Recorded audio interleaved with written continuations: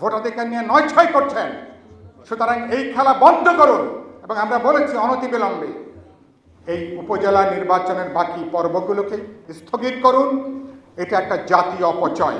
সুতরাং অপ্রয়োজনীয় অর্থ এবং সময় অপচয় করে নির্বাচন খেলা করার কোনো প্রয়োজন নাই। ভারতের সবচেয়ে বড় ব্যবসার জায়গা বাংলাদেশ। যদি আমরা জাতিগতভাবে এখানে তাদের এই ব্যবসা বন্ধ করার উদ্যোগ নিতে পারি, তাহলে ভারত অবশ্যই আমাদেরকে স্যালিউট করবে। খালি চোখ লাল হয়েছে দেখেই চোখের ঔষধ দিলে হবে না, তার যে জন্ডিস হয়েছে কিনা এটা পরীক্ষা করতে হবে। আজকে আগ্রাসনের মূল সূত্র কোথায়? আগ্রাসন কি ভারত করে না, বড় আগ্রাসী শক্তি হলো আমেরিকা। এই আমেরিকা দেখভাল করার জন্যে সাব এজেন্ট হলো ভারত। ওবামার আমলে আপনারা জানেন, ওবামা এই ভারতীয় উপমহাদেশ যতগুলো দেশ আছে, পার্শ্ববর্তী দেশ আছে, এগুলো দেখভাল করার জন্যে দায়িত্ব দিয়ে গেছে ভারতকে। সার্বভৌমত্বের ব্যাপারে যে বৈশিষ্ট্য সার্বভৌমত্বের, তার প্রধান দুইটা বৈশিষ্ট্য হলো নির্বাচিত একটি সরকার এবং জনগণ দ্বারা পরিচালিত একটি সরকার। সুতরাং আজকে যে আমাদের সার্বভৌমত্ব নেই, আমরা এই নির্বাচন ব্যবস্থার মাধ্যমে বুঝতে পারছি এই সরকার বিগত 15 বৎসরে দেশের শুধু গণতন্ত্র নয়, সার্বভৌমত্বকে হত্যা করেছে। সম্মানিত প্রিয় ভাইয়েরা, আক্ষরিক অর্থে ফারুক বলছেন যে ভারত বিরোধী আগ্রাসনের ব্যাপারে আজকে অনেকেই মুখ খুলতে নারাজ, কিন্তু উপায় নেই, আমাদের মুখ খুলতেই হবে।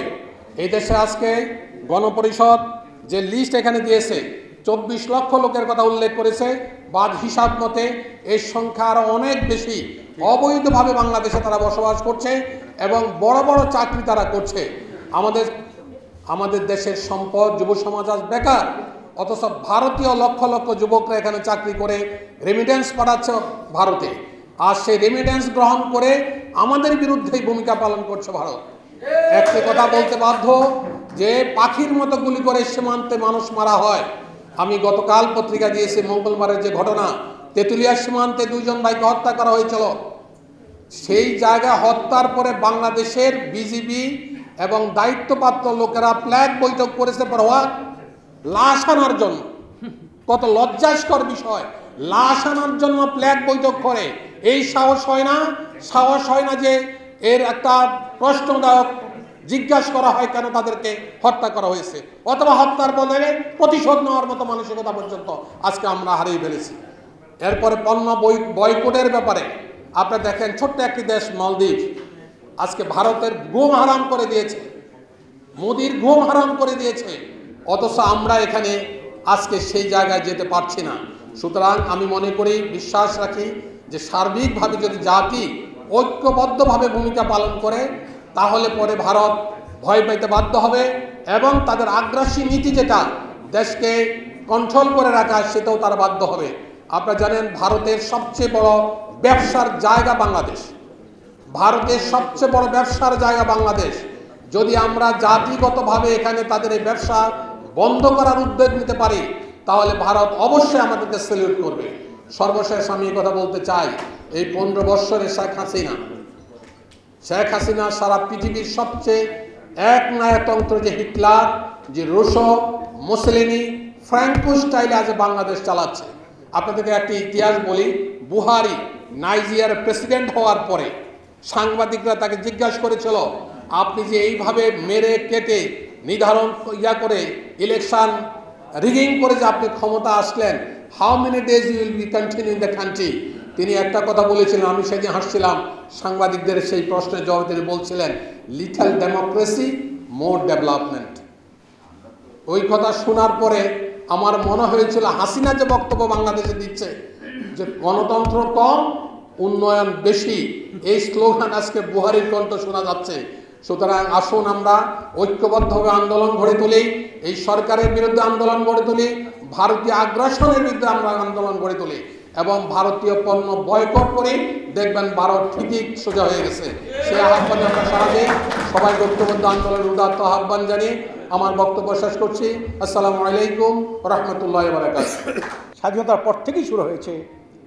তাদের যে উদ্দেশ্য ছিল সেটা হলো দেশ স্বাধীন হোক, এটা তারা মনে প্রাণে কোনোদিন চায় নাই। তারা চাইছিল পাকিস্তান ভাঙ্গুক, দুর্বল হোক।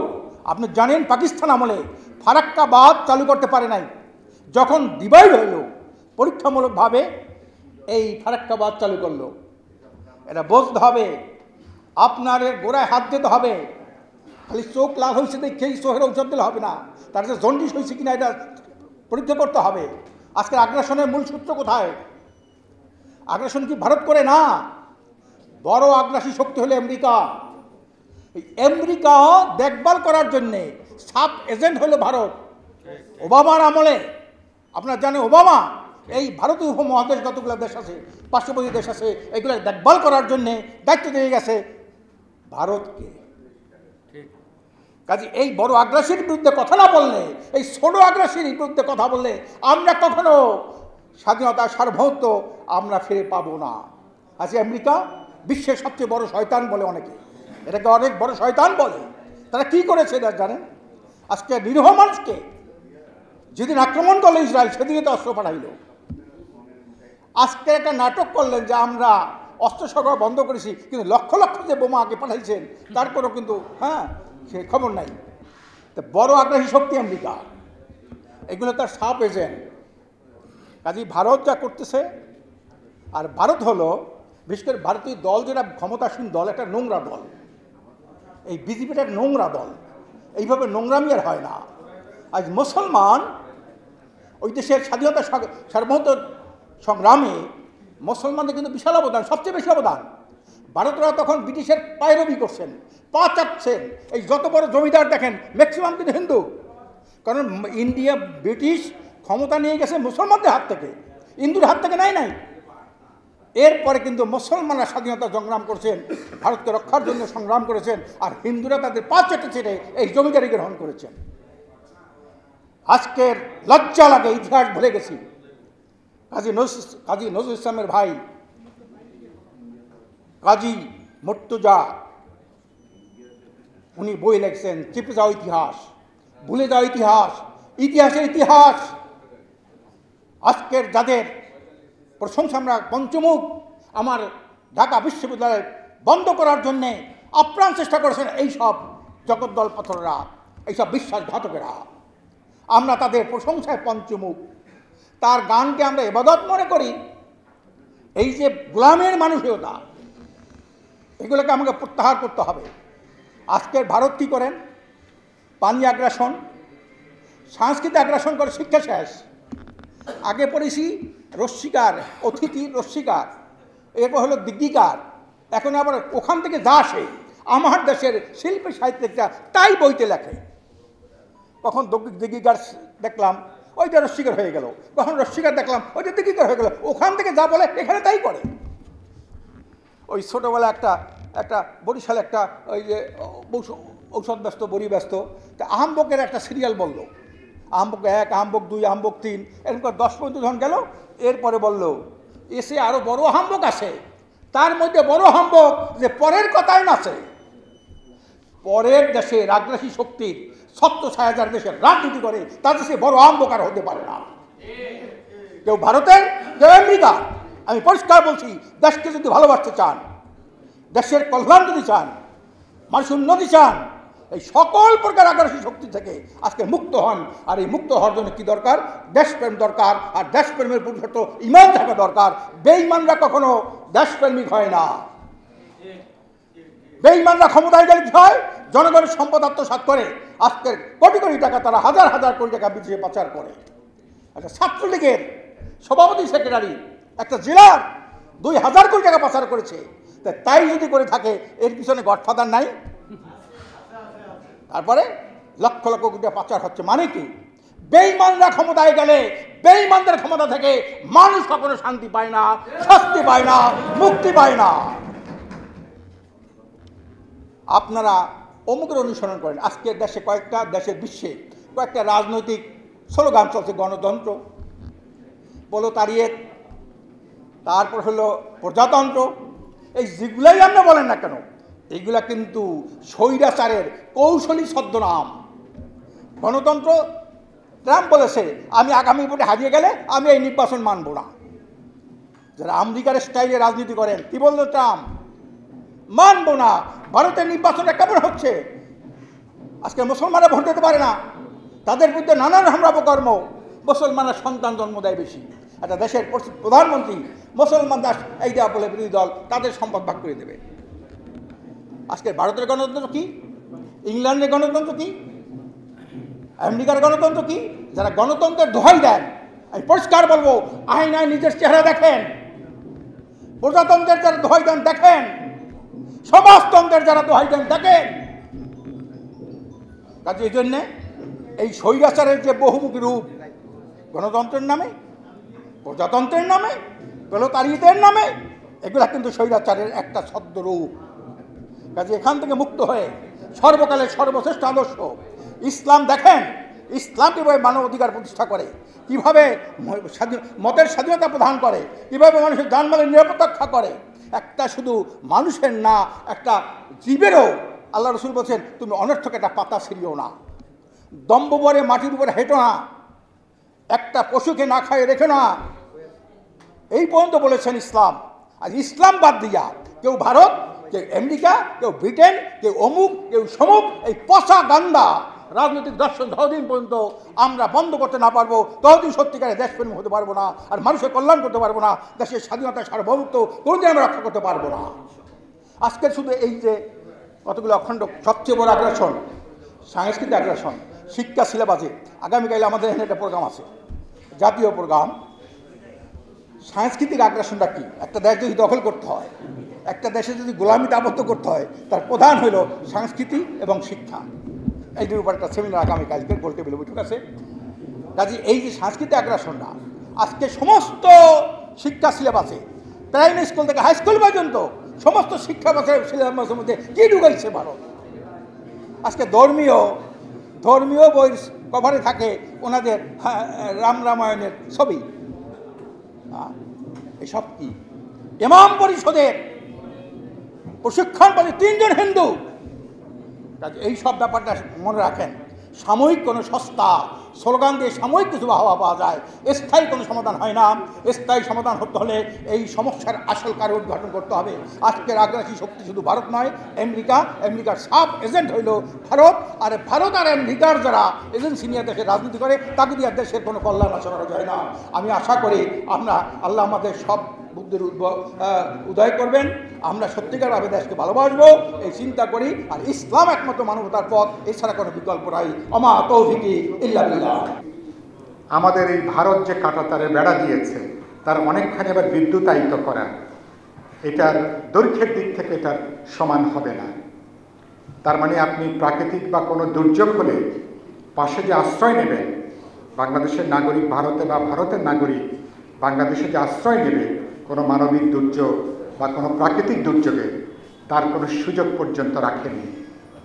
এমন প্রতিবেশী, যেই প্রতিবেশীকে এই যে আজকে ধরুন ঢাকাতে ভারতের পররাষ্ট্র সচিবকে যখন আমরা ফুল দিয়ে সংবর্ধনা জানাবো, হয়তো গতকালই যারা আমাদের মানুষকে হত্যা করেছে যখন ফুল দিয়ে সংবর্ধনা দিই, দেখা যাবে যে তিনি ফিরে যাওয়ার পরে কোনো না কোনো সীমান্তে বিএসএফ হয়তো আমার নাগরিককে আবার তারা হত্যা করবে। এবং আমি নিশ্চিত আজকে এবং আগামীকালকে বলা হবে যে ভারত বাংলাদেশের বন্ধুত্ব নাকি এখন সর্বোচ্চ শিখরে। কদিন আগে আরেক মন্ত্রী বললেন যে ভারত বাংলাদেশের সম্পর্ক নাকি রক্ত দিয়ে এটা নাকি তৈরি করা। সে কারণের জন্য সম্ভবত প্রতি সপ্তাহে বাংলাদেশের নাগরিককে সীমান্তে রক্ত দিয়ে এই বন্ধুত্বের দায় শোধ করতে হচ্ছে। এরকম বন্ধুত্ব কি আমরা চাই? এরকম বন্ধুত্ব কোনো স্বাধীন, কোনো সার্বভৌম, কোনো আত্মমর্যাদা সম্পন্ন দেশ এরকম কোনো বন্ধুত্বের তারা কি রক্ষা করবে? তারা রক্ষা করতে পারে না। একইভাবে সীমান্তের এই পরিস্থিতি, তিস্তা সহ অভিন্ন নদীর পানি প্রবাহে আজ পর্যন্ত আমাদের হিস্সা নিশ্চিত হয়নি। বাণিজ্যের সীমাহীন আমাদের ভারসাম্য, এখনো পর্যন্ত নানা শুল্ক অশুল্ক বহু ধরনের বাধা। এবং আমরা এই জায়গা থেকে কেন আমাদের সরকার প্রতিবাদ পর্যন্ত করতে পারছেন না, এর উত্তরটা সরকারি দলের সাধারণ সম্পাদক তিনি প্রায় আমাদেরকে মুখস্থ করে দিয়েছেন। সেটা কি? সেটা হচ্ছেন তিনি বলেছেন যে ভারত ছিল বলেই 7 তারিখে তারা একটা ডামি নির্বাচন তারা করতে সক্ষম হয়েছে, মনে আছে আপনাদের?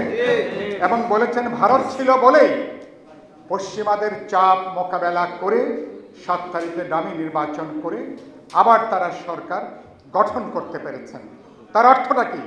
বাংলাদেশের মানুষ এখানকার ভোটারদের সমর্থনে নয়, বাংলাদেশের মানুষের প্রয়োজনে নয়, তার মানে তারা ভারত ছিল বলেই তারা এই ডামি নির্বাচন করতে পেরেছেন এবং আবার তারা ডামি নির্বাচনের মধ্য দিয়ে একটা ডামি সরকার এখন তারা তৈরি করতে পেরেছেন।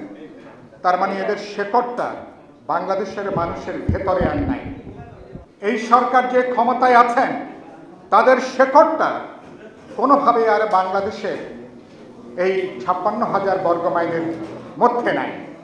তো সে কারণের জন্যে আমরা খুব পরিষ্কার করে বলতে চাই, ভারত এ পর্যন্ত বাংলাদেশের ক্ষেত্রে ভারত একটা স্বাধীন সার্বভৌম জাতি রাষ্ট্র হিসাবে বাংলাদেশের যে মর্যাদা, তার যে সম্মান, তার যে স্বীকৃতি, বাস্তবে ভারত সেই মর্যাদা সম্মান এখনো পর্যন্ত দিতে পারে নাই। ভারত কি আমাদের কোনো ভালো প্রতিবেশী তারা পরিচয় দিতে পেরেছে? ভারত কি আমাদের বন্ধুত্বের কোনো পরিচয় দিতে পেরেছে? এখানে তারেক চমৎকার করে উল্লেখ করলেন, ভারত যে বৈদেশিক মুদ্রা অর্জন করে তার 4র্থ বৃহত্তম মুদ্রা বৈদেশিক মুদ্রা বাংলাদেশ থেকে তারা অর্জন করে। তার মানে ভারতের জাতীয় অর্থনীতি বাংলাদেশের অর্থনীতির সাথে কিভাবে সম্পর্কিত, এমন একটা দেশকে, কিন্তু সেই দেশে আপনি খেয়াল করবেন একটা স্বাধীন জাতি রাষ্ট্র হিসাবে তার যে ন্যূনতম সম্মান মর্যাদা স্বীকৃতি ভারত সেটা পর্যন্ত এ পর্যন্ত ভারত সেটা দিতে পারে নাই। আমরা বলেছিলাম যে আমাদের ট্রানজিট ছিল হাতে, আমাদের ট্রানজিট করিডোরের প্রশ্ন ছিল। ট্রানজিটটাকে আমরা কোনো আলোচনা ছাড়াই, ডিপ্লোম্যাটিক কোনো দর কষাকষি ছাড়াই পুরোপুরি ট্রানজিটটাকে আমরা ছেড়ে দিয়েছি। ভারতের যতগুলো এজেন্ডা ছিল, ভারতের জাতীয় নিরাপত্তার প্রশ্ন সহ আমরা সবগুলো সমস্যার আমরা সমাধান করে দিয়েছি। কিন্তু বাংলাদেশের দিক থেকে সীমান্ত হত্যা, পানির ন্যায্য হিস্সা, বাণিজ্যের ভারসাম্যের যে সংকট, প্রায় কোনো ইস্যুটাই ভারত বাংলাদেশের পক্ষের ইস্যুগুলোকে ফেলানির কাটা তারের ওই লাশের মতন করে এখনো পর্যন্ত প্রত্যেকটা ইস্যুকে তারা ঝুলিয়ে রেখেছে। তারা সে কারণের জন্য আমরা বলেছি যে ভারত বাস্তবে একটা বৈরী প্রতিবেশীর আচরণ তারা করে যাচ্ছে। আমি একটা খুব গুরুত্বপূর্ণ কথা বলতে চাই, ভারতের সম্ভাবনা ছিল, ভারতের যে জাতীয় অর্থনীতি, ভারতের জনসংখ্যা এবং এ অঞ্চলে তাদের যে বৃহৎ তাদের যে সক্ষমতা, এ অঞ্চলের উন্নয়ন অগ্রগতিতে ভারতের সম্ভাবনা ছিল দক্ষিণ এশিয়ায় নেতৃত্ব প্রদান করা। কিন্তু দুর্ভাগ্যজনকভাবে নেতৃত্ব প্রদান করার পরিবর্তে ভারত দক্ষিণ এশিয়ার প্রায় প্রত্যেকটা দেশের বিরুদ্ধেই বাস্তবে ভারত আজকে অবস্থান গ্রহণ করেছে। এই কারণের জন্য দক্ষিণ এশিয়ার কোনো প্রতিবেশীর সাথে ভারতের কোনো ভালো সম্পর্ক নেই। পাকিস্তানের সাথে নাই, মালদ্বীপের কথা আপনারা জানেন, নেপালের সাথে নাই, শ্রীলঙ্কার সাথে সেখানেও নানা ধরনের সংকট। বাকি ছিল বাংলাদেশ। সেই বাংলাদেশের সাথেও আপনি খেয়াল করবেন নরেন্দ্র মোদী তিনি এবার যে নির্বাচন করছেন, কিভাবে একটা বাংলাদেশ বিরোধী তৎপরতা, একটা মুসলমান বিরোধী তৎপরতা নরেন্দ্র মোদী তার নির্বাচনকে প্রধান উপজীব্য হিসাবে তৈরি করেছে। একটা ভারতের প্রধানমন্ত্রী বলতে পারে যে কংগ্রেস যদি নির্বাচনে জেতে মুসলমানদের হিন্দুদের সম্পত্তি নাকি নিয়ে মুসলমানদের মধ্যে নাকি এটা বিলি বন্টন করে দেওয়া হবে, একথা কোনো প্রধানমন্ত্রী বলতে পারে? মুসলমানরা গন্ডায় গন্ডায় বাচ্চা পয়দা করে। সুতরাং এই ধরনের একটা মুসলমান বিদ্বেষী, বাংলাদেশ বিদ্বেষী, জাতি বিদ্বেষী যেটা ঘৃণা ছড়ায়, এটাকে তারা নির্বাচনের প্রধান উপজীব্য তারা আজকে করে তুলেছে। একটা দল কতখানি দেউলিয়া হলে, একটা দল কতখানি অরাজনৈতিক আচরণ করলে একটা দল এভাবে তারা ভূমিকা তারা পালন করতে পারে। যেটা বলে কথাটা শেষ করব, সেই কথাটা হচ্ছে ভারতের নির্বাচন হচ্ছে, আপনারা জানেন 3টা পর্বে নির্বাচন হয়েছে, আরও 4টা পর্বের নির্বাচন সামনে আছে। পয়লা জুন নির্বাচন শেষ হবে, আগামী 4 জুন ভারতের নির্বাচনের ফলাফল জানা যাবে। আমি আজকের অনুষ্ঠানে কথাটা পরিষ্কার করে উল্লেখ করতে চাই, ভারতে যদি এই সরকার যদি আবার ক্ষমতায় ফিরে আসে, সম্ভবত এরকম পরিস্থিতি আমরা দেখতে পাব। ভারতে যদি সরকারের কোনো পরিবর্তন ঘটে, আমার নিজের ভারত সম্পর্কে যেটুকু ধারণা, মৌলিকভাবে বাংলাদেশের প্রতি ভারতের দৃষ্টিভঙ্গি অবস্থানের গুণগত কোনো পরিবর্তন হবে না। সুতরাং এই কথাটা বিবেচনার মধ্যে রেখে আমি স্বাধীন জাতিরাষ্ট্র হিসাবে, সুতরাং আমাদের শেকড় এদেশে, আমাদের শেকড় এদেশের জনগণের ভেতরে। এই সরকার হয়তো তারা বলছেন, কিন্তু 7 তারিখে যে ডামি নির্বাচন, এই ডামি নির্বাচন সরকারকে কোনো রাজনৈতিক বৈধতা দেয়নি, নৈতিক কোনো বৈধতা দেয়নি, এবং মানুষ এই ডামি নির্বাচন প্রত্যাখ্যান বর্জন করার মধ্য দিয়ে এই সরকারের প্রতি, গোটা নির্বাচনী ব্যবস্থার প্রতি মানুষ একটা গণ অনাস্থা মানুষ ব্যক্ত করেছে। মানুষ এই নির্বাচনকে প্রত্যাখ্যান করেছে, বর্জন করেছে, এবং বর্জন করার ভিতর দিয়ে মানুষ এই রায় দিয়েছে। আপনারা ভোট খেলার নামে যেভাবে মানুষের গণতান্ত্রিক অধিকার নিয়ে ছিনিমিনি খেলছেন, ভোটাধিকার নিয়ে নয়-ছয় করছেন, সুতরাং এই খেলা বন্ধ করুন। এবং আমরা বলেছি অনতিবিলম্বে এই উপজেলা নির্বাচনের বাকি পর্বগুলোকে স্থগিত করুন। এটা একটা জাতীয় অপচয়। সুতরাং অপ্রয়োজনীয় অর্থ এবং সময় অপচয় করে নির্বাচন খেলা করার কোনো প্রয়োজন নাই। আজকে বিরোধী দলগুলো রাজপথে ঐক্যবদ্ধ। আমি বিশ্বাস করি মানুষের যে ঐক্য, ইতিমধ্যে মানুষ প্রত্যাখ্যান বর্জনের মধ্য দিয়ে সকল বিরোধী দল রাজপথে যে ঐক্যটা গড়ে তুলেছে, যুগপৎ ধারায় আগামী দিনগুলোতে ঐক্যটা আরও সংহত হবে, আরও জোরদার হবে। মানুষের যে পুঞ্জীভূত ক্ষোভ, যে কোনো সময় রাজপথে এই পুঞ্জীভূত ক্ষোভ একটা গণবিস্ফোরণে তৈরি করতে পারে, এবং মানুষ রাজপথে দাঁড়াবে এবং এই সরকারকে পদত্যাগে মানুষ বাধ্য করবে। এবং ভারত এবং বাংলাদেশের যে অশুভ আঘাত, সে অশুভ আঘাতের বিরুদ্ধে দাঁড়িয়ে আমরা গণতন্ত্রকে প্রতিষ্ঠা করব, আমরা আমাদের ভোটাধিকার প্রতিষ্ঠা করব, স্বাধীনতার সার্বভৌমত্ব, জাতীয় নিরাপত্তাকে আমরা নিশ্চিত করব। সেই লড়াই চলুন, যার যার জায়গা থাকে সেই লড়াইটাকে শেষ পর্যন্ত আমরা এগিয়ে নিই।